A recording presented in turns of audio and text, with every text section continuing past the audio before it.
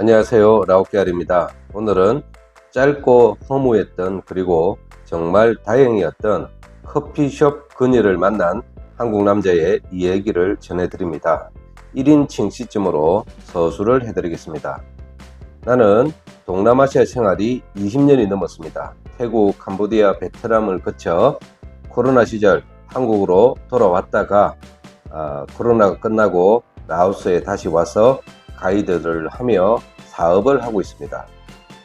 라오스에 막 왔을 때 마침 비시즌이라 내가 나이도 있고 해서 몸 관리를 할 필요를 절실히 느껴서 라오스에 와서는 규칙적으로 아침마다 걷기 운동을 합니다.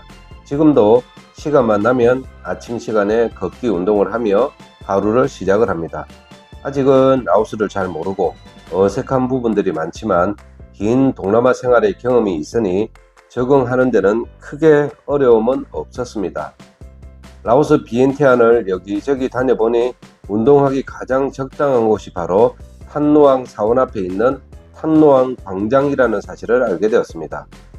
과거 우리나라의 여의도 광장보다는 사이즈가 좀 적지만 그래도 한 바퀴 도는데 30분이 넘어 걸리는 비엔티안 안이 라오스에서 가장 넓은 광장이었습니다. 나뿐만 아니라 많은 수의 라오스 사람들이 아침 새벽 시간에 탄노앙 광장을 돌며 운동을 하고 있었습니다. 나도 그들과 함께 섞여서 아침에 1시간 이상씩 꼭 걷기 운동을 하며 손님이 없는 시즌에 열심히 몸 관리를 했습니다. 운동을 하고 나면 내가 좋아하는 커피를 꼭 한 잔씩 하고 했습니다. 아침 운동을 마치면 대략 시간이 7시 정도 되는데 이때 생각나는 것이 바로 모닝커피 한 잔이었습니다. 아이스 아메리카노.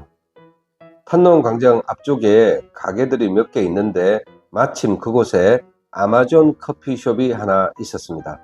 운동하러 들어갈 때 그 가게를 보긴 했는데 생각지도 못하게 운동을 마치고 나올 때 보니까 문을 연 것이었습니다. 나중에 가게 오픈 시간을 알아보니 6시 30분이라고 하더라고요. 정확하지는 않지만 아마 라오스에서 가장 일찍 문을 여는 커피숍이지 않을까라는 생각을 했습니다. 운동을 마치고 한국인들의 소울 커피인 아이스 아메리카노를 한 잔 시원하게 하고 좀 앉아있다가 집으로 돌아오곤 했습니다. 운동을 간헐적으로 하는 것이 아니라 매일 하는 것이니 자연히 운동을 마치고 나면 아마존 커피숍으로 발걸음을 향하게 되었습니다. 일종의 루틴이 되었죠. 그렇게 며칠을 가다 보니 커피를 만들어 주는 커피숍 직원들의 얼굴도 하나 둘씩 눈에 들어오게 되었습니다.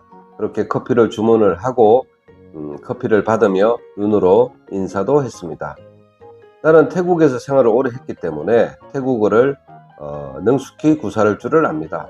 다행스럽게도 라오스는 대부분의 라오스 사람들이 태국어를 할 줄 압니다. 그러니 라오스의 생활도 크게 어렵지 않게 잘 적응해 나갈 수 있었습니다. 며칠 커피숍에 다니다 보니 이제는 직원들과 가벼운 인사, 간단한 농담까지도 하는 단계에 이르렀습니다. 그런데 어느 날 한 아가씨가 눈에 들어오는 것이었습니다. 눈에 들어온다는 것은 일단 이쁘다는 말이겠죠. 그래서 슬쩍 물어봤습니다. 의뢰하는 질문이 이거죠. 이름이 뭐니? 나이가 뭐니? 이렇게 물어봤죠. 근데 보기와는 다르게 나이가 좀 있었습니다. 대부분 20대 초반인데 이 친구는 25세라는 것입니다. 한국 옛날 나이로 하면 26, 27이라는 얘기죠. 생각보다 나이가 많네라고 혼자 생각하며 커피를 마시며 그녀를 유심히 지켜보았습니다. 기본 바탕이 이쁜 것도 있지만 가끔씩 웃을 때 짓는 미소가 너무 이쁘고 매력적이었습니다. 그렇게 며칠의 시간이 지나다 보니 운동을 하고 커피를 마시러 가는 것이 아니라 주객이 전도가 되어서 혹 늦잠을 자서 운동은 안 하더라도 그녀를 보러 아마존 커피숍에 꼭 가게 되는 지경에까지 이르렀습니다. 적당한 때에 능숙한 태국어로 신상조사 싹 했습니다. 그랬더니 아직 미혼이고 애인도 없다고 하더라고요. 옳다, 잘 되었다. 그래서 나머지 진도까지 빼기로 했습니다. 나는 한국 사람이고 라오스에 온 지 그리 오래되지 않았고 여친이 있었으면 한다. 여친을 구하고 있다.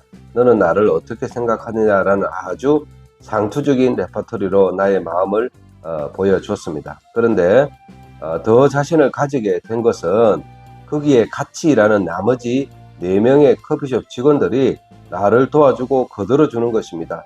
그녀가 마음이 착하다, 이쁘다, 애인하면 좋겠다, 애인 해라 라면서 막 펌프질을 해주는 것입니다. 그때는 정말 고마웠죠. 그러니 그 분위기, 그 상황이 되니 그녀는 쉽게 애인하자고 승낙을 해주더라고요. 이렇게 쉽게 어렵지 않네. 속으로는 쾌재를 불렀습니다. 이제 한노왕의 운동하러 가는 발걸음이 한결 가벼워졌고 즐거워졌습니다.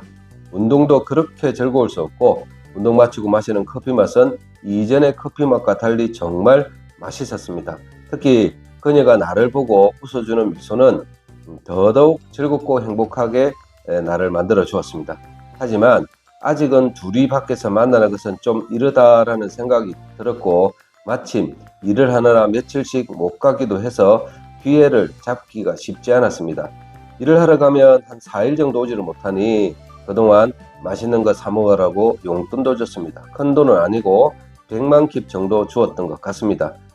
그녀가 여기서 일을 하니 또 뭐 크게 급할 것도 없었습니다. 일을 마치고 탄노항에 있는 커피숍을 가니 여전히 그녀는 환한 미소로 나를 맞아주는 것이었습니다. 라오스의 생활이 앞으로 기대도 되고 그녀와 연인이 되어 라오스 생활을 한다면 참 즐거울 것 같다라는 기대감도 많았습니다. 그러니 더 서둘지를 않았습니다. 그리고 며칠 만에 한 번씩 올 때는 떠날 때마다 용돈을 100만 킵 정도씩 꼭 잊지 않고 주고 왔었습니다. 일단 나도 그녀에게 나의 감정을 확실히 표현을 해야 되겠다라는 생각도 들고 제대로 된 고백도 해야 되겠다는 마음도 들었습니다. 그래서 꽃집에 가서 이쁜 꽃다발을 하나 샀습니다. 그리고 라오스에 나보다 먼저 와 있던 동생에게도 소개 한번 시켜줘야 되겠다라는 마음으로 둘이 같이 커피숍을 향했습니다. 꽃다발을 받을 때 그녀의 환하게 웃던 표정은 지금도 잊을 수 없었습니다. 그렇게 좋아하고 행복해 할 수 없었습니다. 같이 간 동생도 그녀의 성격도 좋아 보이고 얼굴도 이쁘다라며 잘 해보라고 응원도 해주었습니다. 이번 일이 끝난 며칠 후에 저녁에 데이트를 한번 해야 되겠다라고 다짐을 했습니다. 드디어 일이 끝났습니다. 오늘 저녁에 저녁 데이트 잡으려고 마음을 먹었습니다. 근데 오전에 같이 일을 하는 라오스 현지 가이드를 만난 일이 생겼습니다. 약속 장소를 그녀가 일하는 탄노항 아마존 커피숍으로 장소를 정했습니다. 현지 가이드는 같이 일을 하는 친구라 라오스 사람에게 내 여친이 될 사람을 소개시켜줘도 되겠다라는 생각도 들었습니다. 커피숍에서 만나고 그녀를 현지 가이드에게 소개를 시켜주었습니다. 그런데 그녀와 대화를 나누던 현지 가이드가 이런 말을 합니다. 저에게 다가와 조용히 속삭이기를 형, 그녀가 형이 말한 것하고는 좀 다른 것 같은데 라는 것입니다. 그러더니 단호한 얼굴로 그녀에게 가서 그녀와 한참 대화를 나누는 것이었습니다. 한참 후에 현지 가이드 동생이 나에게 형 잘 들으세요. 저 여자 결혼했어요. 그리고 지금 남편도 있어요. 그리고 애도 둘이나 있답니다. 그리고 지금 잘 살고 있답니다. 저 여자가 형님에게 거짓말을 한 것입니다. 라고 말을 하는 것입니다. 순간 머리가 띵 했습니다. 뭐라고? 결론적으로 그녀도 나에게 거짓말을 하고 같이 일을 하던 나머지 4명의 직원들도 그녀가 미혼이다, 애인이 없다 등등의 거짓말로 동조를 한 것입니다. 왜 그랬는지 이유는 잘 모르겠습니다. 현지 가이드와 바쁜 걸음으로 얼른 커피숍을 빠져나왔고 와, 라오스 여자들 정말 무섭네 라는 생각이 들었고 현지 가이드 동생 잘 데리고 갔다라는 생각도 들었습니다. 만약 내가 끝까지 속아서 마음까지 주고 진도를 더 나갔다면 어찌 되었을까 하는 생각도 들었습니다. 야, 이게 라오스 사람들이 말하는 끼기라는 문화인가 라는 생각도 들었습니다. 더 놀랐던 것은 이것들이 단체로 나를 속였다는 것에 대해서 더 놀랐습니다. 그리고 정말 아쉬운 마음은 한번 잠도 같이 못 잡았는데 이렇게 끝나는구나 라는 생각이 들었습니다. 그래도 용돈으로 주었던 100만 킵 4번 정도, 400만 킵 그리고 꽃다발 하나에 끝난 것으로 다행으로 생각합니다. 라오스의 연애 생활이 쉽지만은 않겠구나라는 큰 교훈을 얻게 되었습니다. 특히 라오스 여자들의 거짓말은 경이로운 수준이라고 느꼈습니다. 만약 내가 이 여자에게 정말 더 빠졌다면 나중에 어찌 되었을까 생각하니 아찔하기도 합니다. 지금도 탄노한 광장에 운동하러 가면 아마존 커피숍을 들립니다.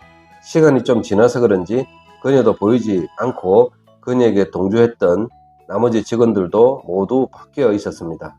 그래도 운동 후 커피를 마실 때마다 그녀 생각을 하면 피식하고 헛웃음이 나오기도 합니다. 이번 이야기는 여기까지입니다.